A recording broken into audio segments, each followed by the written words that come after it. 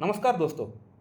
आज से just 7 days पहले एक 3.5 साल की एक बच्ची का एक केस मेरे पास आया था, जहाँ पे उस बच्ची को सीवियर वॉमिटिंग हो रहा था। यानी इतना वॉमिटिंग हो रहा था, इतना सीवियर तरीके से नौसिया एंड वॉमिटिंग हो रहा था कि पेट में कोई भी खाना नहीं रह रहा था। खाना का तो छोड़ दीजिए, इवन जो बच्ची पानी पी रही है, वो पानी भी नहीं रह रहा था। इतना सीवियर वॉमिटिंग हो रहा था। तो बेसिकली ये जो पेशेंट है, ये गुड़गाँव से है, गुड़गाँव से बिलॉन्ग करते हैं और मेरे पास आने से पहले इस बच्ची का ट्रीटमेंट गुड़गाँव में चला हुआ है, जो चाइल्ड स्पेशलिस्ट एलोपैथी में उनके पास चला हुआ है। लेकिन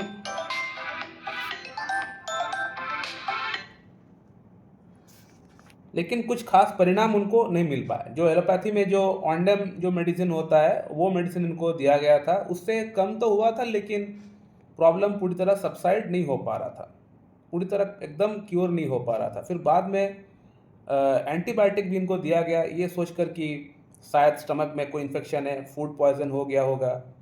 तो फूड पॉइज़निंग का केस सोचकर इनको एंटीबायोटिक्स वगैरह दिया गया था, लेकिन उससे भी फ़र्क नहीं पड़ रहा था। बड़ा जो मैंने क्या कहते हैं पेरेंट्स है ना, बड़ा मैंने एकदम टेंशन में एकदम आ चुके थे कि क्या हो गया है मेरे बच्ची को? अचानक से क्या हो गया? कि ऑन्डम दे रहा है, कम तो हो रहा है, लेकिन फिर से वही रिलैप्स कर रहा है।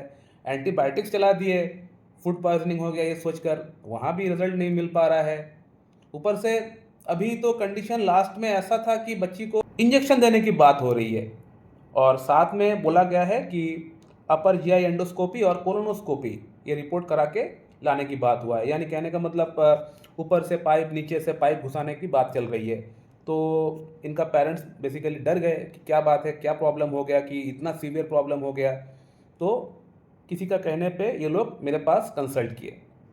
अब होम्योपैथी में जब भी कंसल्ट करता है, मेरे पास कोई पेशेंट आता है, तो मैं हमेशा प्रॉब्लम का कॉज़ क्या है, ये जानने का प्रयास करता हूँ, इस पर मैं फ़ोकस करता हूँ। मैंने पेरेंट्स से पूछा कि क्या कारण आप लोगों को लग रहा है, मुझे बताइए। कुछ ना कुछ तो कारण होगा, क्योंकि अचानक से ऐसा नहीं हो सकता है कि बच्ची ठीक थी, अचानक से प्रॉब्लम चालू हो गया, इतना सीवियर प्रॉब्लम। कहीं न कहीं कुछ ना कुछ तो हुआ होगा, मुझे बताइए। तो पेरेंट्स ने बताया, डॉक्टर साहब हम लोग बच्चे को शाम का टाइम पढ़ाने के लिए बैठ रहे थे। यानी बच्ची जो है ये प्ले ग्रुप में पढ़ती है, एग्ज़ाम है सामने, तो हम लोग बच्ची को पढ़ाने के लिए बैठ रहे थे। बच्ची थोड़ी बहुत पढ़ी भी है, स्टडी भी थोड़ी बहुत की है, थोड़ी बहुत रिवीजन वगैरह की है, लेकिन बच्ची को खेलने का मन था। तो बच्ची को पढ़ने का मन नहीं था और पेरेंट्स चाह रहे थे कि बच्ची पढ़े, क्योंकि एग्ज़ाम सामने, भले प्ले ग्रुप की एग्ज़ाम क्यों ना हो, लेकिन पढ़े।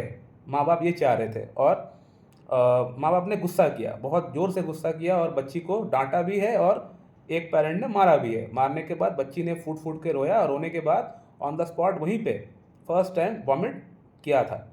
वॉमिट करने के बाद बच्ची को स्टेबल करके ये माँ-बाप दोनों घर से बाहर चले गए और बच्ची का जो ग्रैंडफ़ादर एंड ग्रैंडमदर थे, वो दोनों घर पे थे, क्योंकि इन लोगों को कोई बाहर कोई काम था, तो दोनों बाहर चले गए।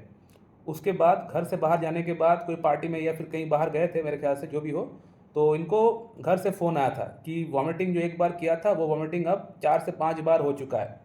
तो वो जो वॉमिटिंग स्टार्ट हुआ था, पेरेंट्स का डाँटने के बाद, चिल्लाने के बाद, वो अब जाके बंद हुआ मेरा ट्रीटमेंट से।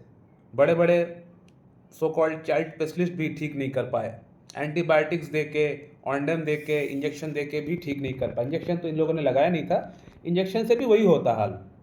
थोड़ी बहुत ठीक रहता, हो सकता है सुबह एक बार इंजेक्शन अगर दिया तो शाम तक ठीक रहता है, उसके बाद फिर चालू होता प्रॉब्लम। तो इंजेक्शन से भी प्रॉब्लम पूरी तरह क्योर नहीं कर पाते ये, क्योंकि ये जो प्रॉब्लम है, ये जो चोट बच्ची को पहुंचा है, ये दिमाग से पहुंचा है, स्टमक में कोई प्रॉब्लम नहीं है। आप कितना भी रिपोर्ट क्यों ना निकाल ले, रिपोर्ट में कुछ भी एबनॉर्मेलिटीज़ नहीं आपको दिखेगा, क्योंकि ये जो प्रॉब्लम उत्पन्न हुआ है, ये मन से हुआ है। इसको बोला जाता है साइकोसोमैटिक प्रॉब्लम।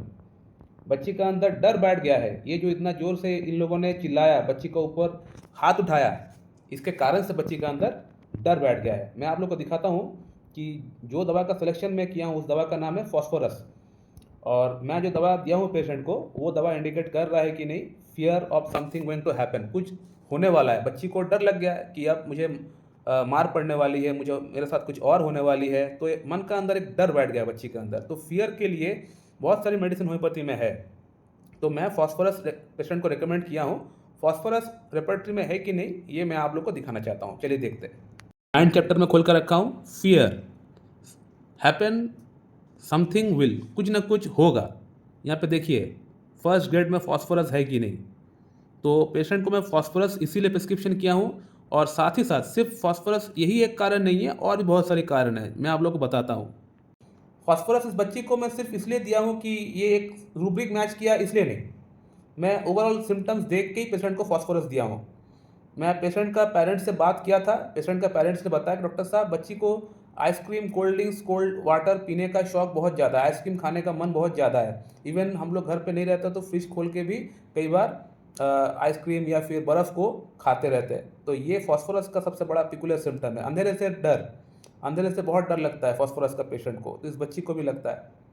साथ ही साथ जो फिजिकल स्ट्रक्चर है, लीन थीन सिलेंडर बॉडी, वो फॉस्फोरस को इंडिकेट कर रहा था। और बच्ची जो है ये काफ़ी रेस्टलेस बच्ची है, यानी खेलना इनको बहुत पसंद है, यानी एक बार खेलती है तो खेलते ही रहती है। तो रेस्टलेसनेस बच्ची के अंदर बहुत ज़्यादा है, और फॉस्फोरस का पेशेंट के अंदर रेस्टलेसनेस बहुत ज़्यादा होता है, हम लोग सबको ही जानते हैं। और स्वीट खाने का क्रेविंग फॉस्फोरस का पेशेंट के अंदर बहुत ज़्यादा नहीं होता है। तो इस बच्ची के अंदर भी यही चीज़ है, भले वो आइसक्रीम खाता है, भले वो कोल्ड ड्रिंक्स वो लेता है, लेकिन स्वीट इनको खाना पसंद बहुत ज़्यादा नहीं है। और साथ ही साथ थंडरस्टॉर्म की आवाज़ से बच्ची को डर लगता है। और जो मेन जो कॉजेशन है फियर कि कुछ हो जाएगा, मुझे अब चिल्लाया है, मुझे मारा है, मुझे इसके बाद कुछ होगा, ये जो मन में डर बैठ गया है, ये सबसे बड़ा पिकुलियर सिम्टम है, सबसे बड़ा कॉजेशन है यही। और फॉस्फोरस वहाँ पे इंडिकेट कर रहा है मेरा, तो फॉस्फोरस दिए बगैर ये पेशेंट ठीक नहीं हो पाएगा, क्योंकि ना तो एपिगैस्ट्रिक रीजन में बच्ची का कुछ प्रॉब्लम है, ना तो स्टमक में कुछ प्रॉब्लम है, ना कहीं और जगह पे कुछ प्रॉब्लम है। बच्ची का प्रॉब्लम है दिमाग से, साइकोसोमैटिक, यहाँ से हिट करना पड़ेगा बच्ची का प्रॉब्लम, तभी ठीक हो पाएगा। और आज देखिए बच्ची का प्रॉब्लम पूरी तरह ठीक हो चुका है, एक बार भी ये वॉमिटिंग नहीं करता है। मेरा मेडिसिन खाने का जस्ट 2 दिन बाद से ही इनको पूरी तरह फ़ायदा हो गया था। तो समझ सकते हैं कि होम्योपैथी का एफिकेसी क्या है, होम्योपैथी कितना अच्छा काम करता है, हर एस्पेक्ट से कितना बड़े तरीके से काम कर सकता है होम्योपैथी।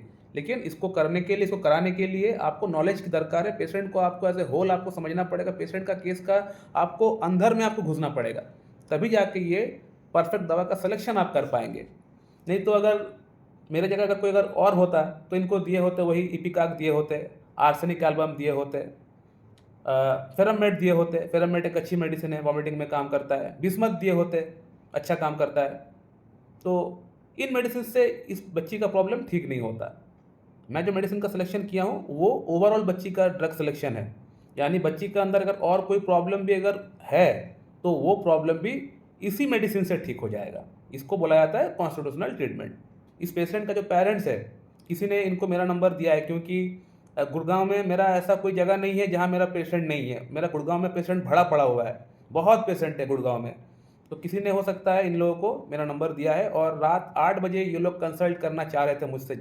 अमूमन मैं रात 8 बजे अगर कोई फ़ी पे करता है तो उस दिन मैं बात नहीं कर पाता हूँ, क्योंकि मैं हर दिन 15 पेशेंट देखता हूँ ऑनलाइन, बाकी ऑफलाइन पेशेंट सुबह 9 बजे से शाम 6 बजे तक मैं अपना अलग अलग ओपीडीज़ के अंदर में पेशेंट को देखता हूँ। लेकिन उस दिन इस पेशेंट को मैं जल्दी अपॉइंटमेंट दिया था, विदिन हाफ एन आवर के अंदर इस पेशेंट को मैं अपॉइंटमेंट दिया था, क्योंकि मेरे पास जो अमूमन जो केस आता है वो क्रॉनिक कंडीशन आता है, एक्यूट कंडीशन बहुत ही कम आता है। कौन इतना फ़ी दे के एक्यूट कंडीशन के लिए मेरे पास आएगा।